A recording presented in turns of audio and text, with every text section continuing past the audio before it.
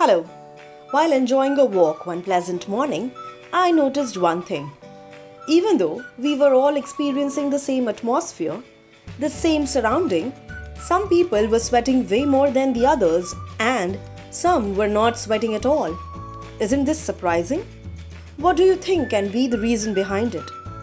Let's find out. Before we jump to why some people sweat more and some sweat less, let's first understand why do we sweat and how does this happen? Sweating or perspiration is our body's natural cooling mechanism by which our body temperature is regulated. When we exercise or eat spicy food or when we are nervous, we sweat.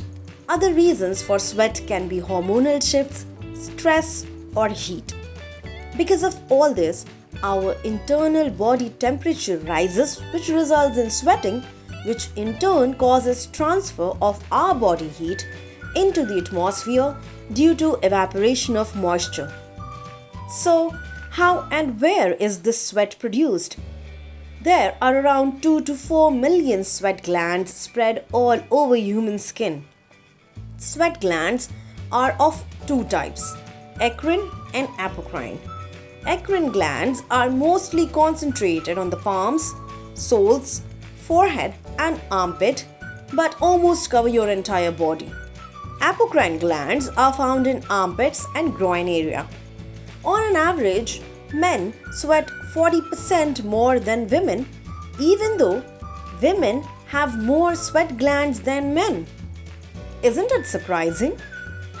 A study shows that each one of us sweats between 500 to 700 ml, like about 2 to 3 cups per day during regular daily activity. This is referred to as normal sweating. Then, what is excessive sweating? Clinically, excessive sweating is called hyperhidrosis. There are two basic types of it. First, primary focal hyperhidrosis, and second, secondary generalized hyperhidrosis. Primary focal hyperhidrosis appears in early adulthood, in which an individual sweats more in one or few specific areas like feet, hands, face, or armpits. This is a medical condition and it's genetic too. Scientists are still looking at what causes this disorder. On the other hand, secondary generalized hyperhidrosis affects the entire body. This type of excessive sweating is caused by another medical condition or is a side effect of a medication. That's why it's called secondary. It is secondary to a medical condition. It occurs during adulthood, that is, it is a sudden onset of excessive sweating where the causes can be hormones due to menopause, pregnancy or puberty, medical conditions like diabetes, thyroid issues or some underlying infection.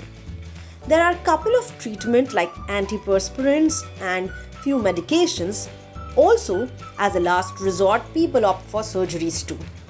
When it comes to generalized hyperhidrosis, we have to be very careful that we do not miss the underlying medical condition because of which it is happening. So, we strongly recommend you to visit your doctor to get the best treatment. This was about excessive sweating and hyperhidrosis. But do you know there are people who do not sweat at all? This sounds like a boon, but is it? Some people are not able to sweat typically because their sweat glands are no longer functioning properly. This condition is known as hypohidrosis or anhidrosis. Well, this is a very rare genetic disorder that is caused due to the mutation of a single gene called ITPR2, which controls the sweat production. As we know, sweat helps us regulating body temperature, but in anhidrosis, with no sweat, the cooling mechanism of the body stops working, which impairs the body's ability to regulate temperature and increases susceptibility to heat stroke and can be potentially lethal too. You guys are still here? Then let's talk about one more embarrassing thing: body odor. Is it true that sweat results in body odor? No, it's a myth. Actually, sweat is a clear, transparent body liquid which is odorless. Sweat, when released from the body on the skin, is acted upon by the bacteria located in that particular area. As a result, fat-rich sweat is converted into acid, which in turn imparts odor to our body. Obviously, we like to keep our body away from such irritating odor. The better option is to use antiperspirants. They are the substances that clog the sweat ducts and sweat will be stopped from being produced by the glands. Friends, I think you've gotten a clear idea about sweating.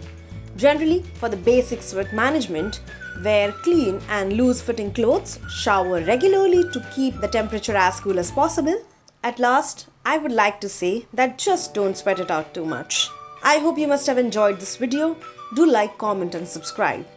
And for more such fascinating videos, hit the bell icon and never miss another update from Letstute. Till then, keep watching, keep learning. Thank you.